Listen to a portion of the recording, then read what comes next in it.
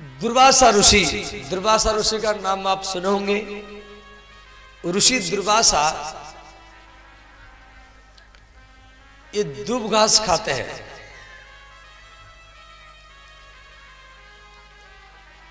रोटी सब्जी नहीं पाते हैं, इसलिए इनका नाम पड़ा दुर्वासा। दुर्वासा ऋषि एक बार वैकुंठ लोक में पहुंचे। देखो जो विलक्षण ऋषि है, पिपलाद मुनि। पिपलाद मुनि का नाम सुनोगे, पीपर की पेड़ के नीचे रहते थे वो, इसलिए उनका नाम पड़ा पिपलाद मुनि।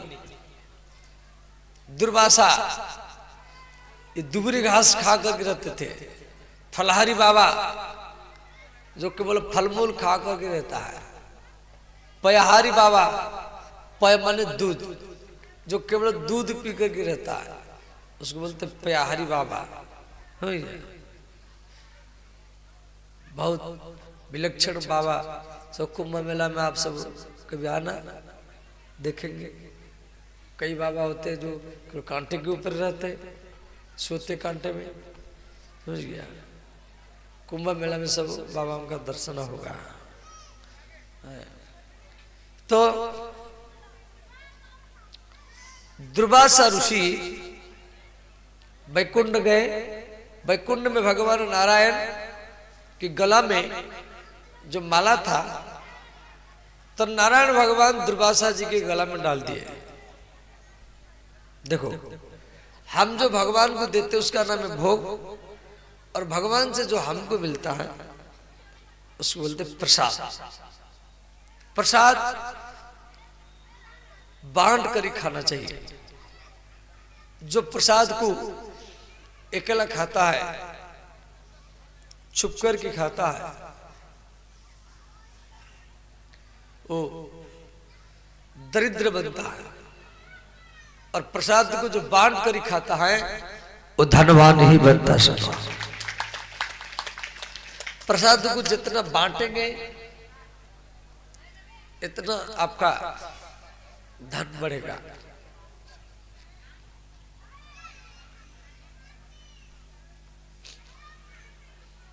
श्री दुर्वासा जी प्रसाद माला को पहन करके वैकुंठ लोक से पृथ्वी पर आ रहे हैं। तो रास्ता में इंद्र मिले। इंद्र के गला में ये माला को डाल दिए। इंद्र क्या क्या माला को ऐरावत हाथी के सोने में डाला और ऐरावत हाथी इसको कुचल दिया। तो दुर्वासा ऋषि इंद्र को अभिशाप दिए, तू श्रीहीन हो जा, संपत्तिहीन हो जा। तो देवलोकों की सारा संपत्ति समुद्र में गिरा। तो देवता ब्रह्मा जी के शरण में गए। ब्रह्मा जी बोले काम करो, राक्षसों के साथ मित्रता करो और समुद्र मंथन का तैयारी करो। देवता राक्षस मंदार पर्वत को मथानी बनाए और बासुकी नाग को रस्सी बनाए। समुद्र मंथन शुरू हुआ तो मंदार पर्वत डूबने लगा। भगवान कछुआ का रूप बना करके मंदार पर्वत को अपनी पीठ में धारण किए। बोले श्री कच्छप भगवान की जय। अब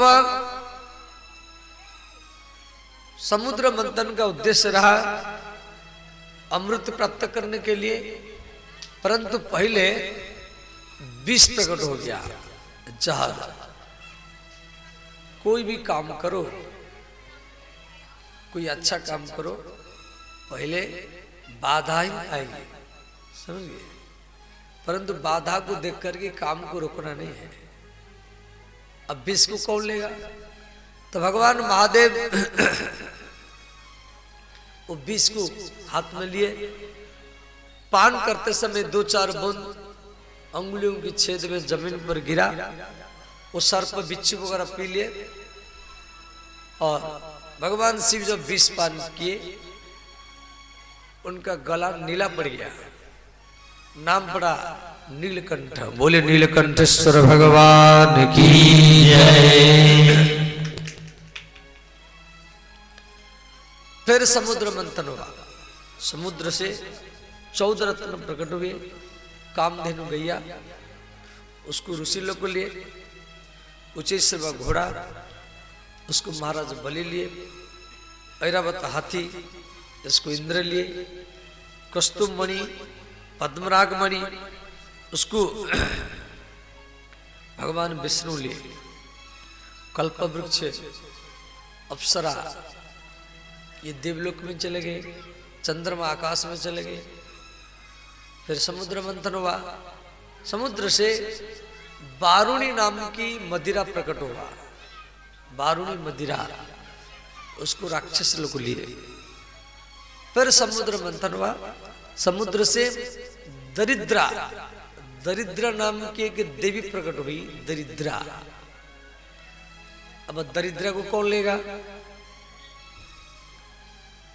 कोई नहीं लिया। अभी दिवाली में बोलते दरिद्र बाहर, लक्ष्मी भीतर, तो दरिद्रा को तो सब निकालता है, कोई लिया नहीं। तो श्री उद्दालक मुनि दरिद्र को स्वीकार किए। उद्दालक मुनि का आश्रम अयोध्या में है। ये दरिद्रा उनकी पत्नी है। वहां भी 29 फरवरी से 8 मार्च तक उनके आश्रम में हमारी कथा है, राम कथा अयोध्या में। वो दरिद्रा के आश्रम में है। मैं एक बार वहां भी कथा किया हूं, और पहले अयोध्या से 30-40 किलोमीटर दूर पड़ता है। तो श्री उद्दालक मुनि की पत्नी दरिद्रा और उनकी बेटी है सुजाता। सुजाता का विवाह श्री कोहल ऋषि के साथ हुआ। कोहल ऋषि ये कहलगाम के है, भागलपुर में जो कहलगाम, वही कोहल ऋषि का गांव है। तो सुजाता के गर्भ से एक पुत्र हुआ जिसके नाम है अष्टावक्र मुनि। अष्टावक्र मुनि का नाम सुने होंगे, जो जनक जी के गुरु है। कथा तो बहुत लंबा है, तो ध्यान देना। फिर समुद्र मंथन हुआ। समुद्र से श्री लक्ष्मी माता प्रकट हो गई। बोले श्री लक्ष्मी महारानी की जय। अब लक्ष्मी को देख करके सब बोला हमको चाहिए, हमको चाहिए। समुद्र ने कहा सावधान, सब लाइन में बैठो, मेरे बेटी जिसको पसंद करेगी उसकी गला में माला डालेगी। तो लक्ष्मी माता क्या की, वो माला को लेकर की पहले देवताओं के पंक्ति में गई। देवताओं को माता लक्ष्मी पसंद नहीं किया। इनमें ज्यादा भोग शक्ति है। फिर राक्षसों के पंक्ति में गई, और राक्षस को भी पसंद नहीं किया। ये सब लड़ते रहते हैं। फिर ज्ञानियों के पंक्ति में गई, इनमें आसक्ति ज्यादा है। जटाधारियों के पंक्ति में गई, ये सब क्रोधी है। फिर शिव जी के पास गई। शिव जी तो सुंदर हैं, परंतु भस्म लेपन करते हैं, सर पर लटकाते हैं, चमड़ा पहनते हैं, बेस इनका अमंगल है। इसे लक्ष्मी पसंद नहीं किया। अब नारायण भगवान भी लाइन में बैठे। नारायण भगवान बड़े सुंदर हैं, परंतु लक्ष्मी को देख नहीं रहे, उधर घुमा कर बैठे। तो लक्ष्मी माता ने क्या कि वो माला लेकर के नारायण भगवान के गला में अर्पण किया। बोली श्री लक्ष्मी नारायण भगवान की जय। तो लक्ष्मी नारायण भगवान को पसंद किया। यदि नारायण भगवान लक्ष्मी को देख नहीं रहे थे और सब तो देवता देख रहे थे, तो लक्ष्मी उसके पास आता है। लक्ष्मी माने धन, धन उसके पास आता है जो धन नहीं चाहता है, समझ गए। तो फिर समुद्र मंथन हुआ, समुद्र से धनंतरी भगवान प्रकट हो गए। बोले श्री धनंतरी भगवान की जय। भगवान धनंतरी अमृत कलश से लेकर के प्रकट हुए और उनके हाथ से अमृत कलश राक्षस लोग ले गए। देवता लोग हताश हो गए, भगवान के शरण में गए। बोले भगवान हम समुद्र मंथन किया और देव राक्षस लोग ये अमृत कलश ले गए। तो भगवान बोले चिंता मत करो। भगवान क्या किए, देखो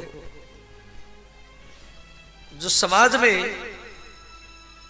में जो जीत करके जिंदगी बिताता है उसको सम्मान सर्टिफिकेट रुपया मिलता है, और समाज में जो हारते हुए जिंदगी बिताता है उसको हरि मिलते हैं, भगवान ही मिलते हैं। देवता लोग हार गए तो भगवान देवताओं का काम बनाने के लिए एक सुंदर स्त्री का रूप बनाया, मोहिनी। बोले श्री मोहिनी भगवान की जय। भगवान के मोहिनी रूप को देख करके सब राक्षस मोहित हो गए। वो आपस में लड़ रहे थे अमृत पाने के लिए, और राक्षस लोग क्या किए, वो अमृत कलश को लेकर के मोहिनी भगवान का हाथ में पकड़वा दिए। बोले देवी इसको बांट दो। अब मोहिनी भगवान बांटने के लिए जा रहे हैं। एक पंक्ति में देवता बैठे, एक पंक्ति में राक्षस बैठे। तो मोहिनी भगवान अमृत देवताओं की ओर से बांटना चालू किए। बांट रहे देवताओं को और देख रहे हैं राक्षसों को। अब राक्षसों को ऐसे लग रहा है ये मुझे देखती है, ये मुझे पसंद करती है। भगवान मोहिनी अपनी आंखों से सब राक्षसों को भस्म कर ले। तो राहु नाम का एक राक्षस देवता का रूप बना करके सूर्य और चंद्रमा के बीच में जाके बैठ गया। उसको भी अमृत मिल गया। तो सूर्य चंद्रमा दोनों भगवान को शिकायत किए। बोले भगवान आप उसको अमृत दे दिया। भगवान क्या किए, सुदर्शन चक्र से उसका मस्तक काट दिया। वो दो हो गया, राहु और केतु। आज भी सूर्य को चंद्रमा को वो हमला करता है, उसको सूर्य ग्रहण चंद्र ग्रहण के रूप में हम लोग मनाते हैं। फिर समुद्र, फिर भगवान मोहिनी वो अमृत कलश को इंद्र का हाथ में देकर के अंतर ध्यान हो गए, गायब हो गए। राक्षस लोगों बोले भैया वो सुंदर स्त्री कहाँ गई? दूसरे ने कहा अरे वो अमृत कलश कहाँ गया? देखो देखो ये कौन था, कहाँ आई, किधर गई? तो मालूम पड़ा ये भगवान विष्णु थे जो सुंदर स्त्री के रूप में आए, देवताओं को अमृत पिला के चले गए। अब राक्षस देवता आपस में लड़े, सब राक्षस लोग को मरते रहे, कि देवता लोग को अमृत तो पी लिए। इसको भागवत में कहा गया देवासुर संग्राम। देवता और असुर दोनों लड़े, कई वर्ष तक लड़ाई हुआ। नारद जी आए, युद्ध बंद हुआ। तो नारद जी जो बचे कुछ राक्षस थे उनको बोले जा अपने गुरु शुक्राचार्य जी के पास जाओ, उनके पास में मृत्यु संजीवनी विद्या है। शुक्राचार्य जी आए, जितना सब मरे हुए राक्षस सबको जीवित कर दिए। तो बलि महाराज मर चुके थे, वो भी जीवित हुए। तो बलि महाराज शुक्राचार्य जी को गुरु मान करके यज्ञ किए। यज्ञ कुंड से एक रथ प्रकट हुआ, उसी रथ में बैठ करके बलि महाराज देवताओं के ऊपर हमला किए। देवता लोग स्वर्गलोक को छोड़ के भाग गए। देवताओं के मां का नाम है अदिति, राक्षसों के मां का नाम है दिति। दिति माने भेद बुद्धि। तो देवताओं की माता अदिति अपनी पति कश्यप जी के शरण में गई, बोली स्वामी मुझे एक ऐसा पुत्र चाहिए जो देवलोकों की संपत्ति ला करके देवताओं को दे। तो श्री कश्यप ऋषि अपनी पत्नी अदिति को एक व्रत बताए, जिस व्रत को भागवत में कहा गया पयोव्रत। पय माने दूध, दूध पी करके, और गैया का दूध, गैया का दूध पी करके ये व्रत 12 दिन करना पड़ेगा, प्रतिपदा से लेकर के शुक्ल पक्ष द्वादश तक, फागुन मास में। तो माता अदिति ने की, भगवान ने इनको दर्शन दिए और 12 दिन तक लगातार भागवत कथा सुने। भागवत कथा 7 दिन का भी होता है और 12 दिन का भी होता है, 15 दिन का होता है और 1 महीना का भी होता है। तो माता अदिति यहाँ पर जो भागवत कथा सुनी, 12 दिन तक लगातार दूध पी करके रहा और 12 दिन तक भागवत कथा सुना। 12वां दिन इनको भगवान दर्शन दिए। भगवान बोले आपको क्या चाहिए? अदिति माता ने कहा मुझे आप जैसा बेटा चाहिए। भगवान कश्यप ऋषि के शरीर में अदिति माता के घर में आए और भाद्र मास शुक्ल पक्ष द्वादशी को अदिति माता के गर्भ से श्री वामन भगवान का प्रकट हुआ। बोले श्री वामन भगवान की जय, अदिति माता की जय। श्री देवता लोग वामन भगवान का अभिषेक किए और सब वामन भगवान को दान, कोई यज्ञोपवीत दान किया, कोई मेखला दान किया, कोई दंड दान किया और इस प्रकार सब दान किए हैं। ओम मंगलो गुरुपाद मंगलो, ओम मंगलो गुरुपाद मंगलो, मंगलो गुरुपाद मंगलो, ओम मंगलो गुरुपाद मंगलो, ओम मंगलो गुरुपाद मंगलो, ओम मंगलो गुरुपाद मंगलो, ओम मंगलो गुरुपाद मंगलो, ओम मंगलो गुरुपाद मंगलो,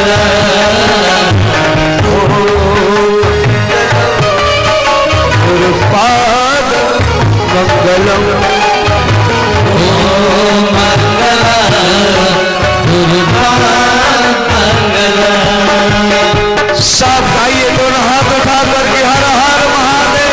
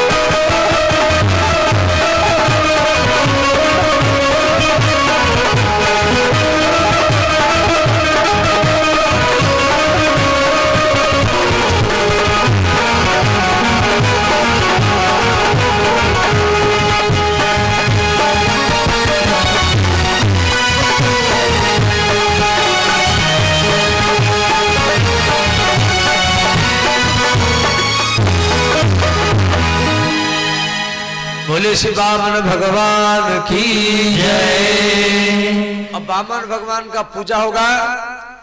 मुख्य जजमान, जजमानी, वरिष्ठ कार्यकर्ता और श्री वामन भगवान का पूजन करें।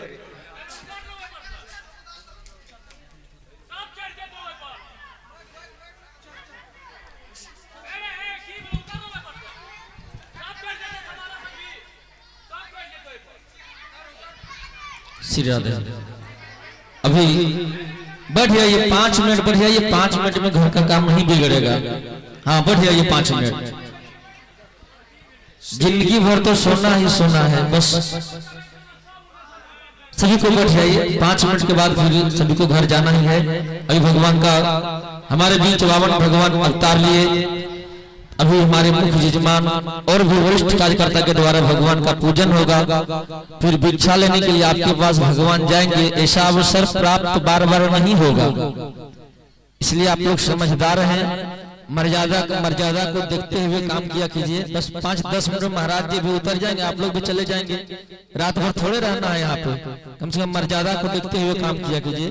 हाँ ठीक है, आप लोग अच्छे आदमी बैठ जाइए। 5 मिनट भगवान का पूजन होगा, फिर 1-2 झांकी होगा। नहीं तो आप लोग कहेंगे तो झांकी बंद कर दिया जाएगा, आरती कर देंगे हम लोग।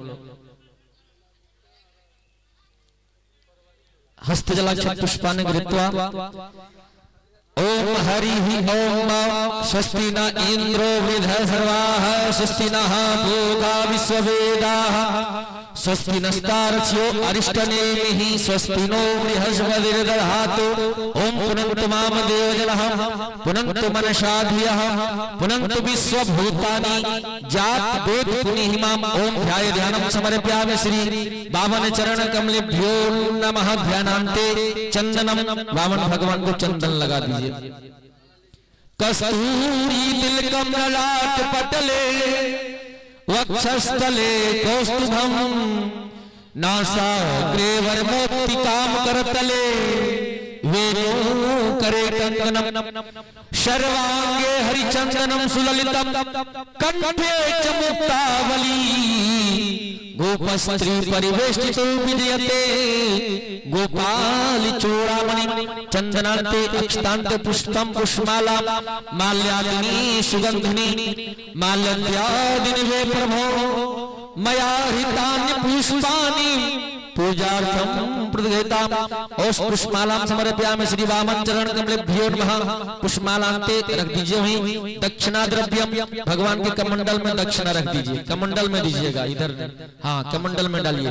ओम हिरण्यगर्भः समवर्धताग्रे भूत से जातः पतिरेक आसीत सदाधार कृष्ण देवाय देव मातृ दक्षिणान्ते आरार्तिज्ञम। ओम हरि ओम चंद्रमा मनसो जातश्चक्षुः सूर्यो अजायत।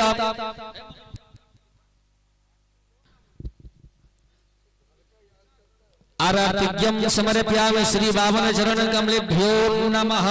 बोलिए वामन भगवान की जय। अब बीच में कोई खड़े नहीं होंगे। हाँ टीवी के पास थोड़ा सा साइड हो जाइए, वो वैसे सपोर्ट दिया गया है, गिर भी सकता है, एलसीडी है ना, फूट जाएगा। अब बीच में कोई खड़े नहीं होंगे, बस 5 मिनट का खेल है। झांकी बंद कर दिया जाएगा, सिर्फ आरती किया जाएगा। आप लोग खड़े हो जाएंगे तो सिर्फ आरती होगी। इसलिए अभी भगवान का पूजन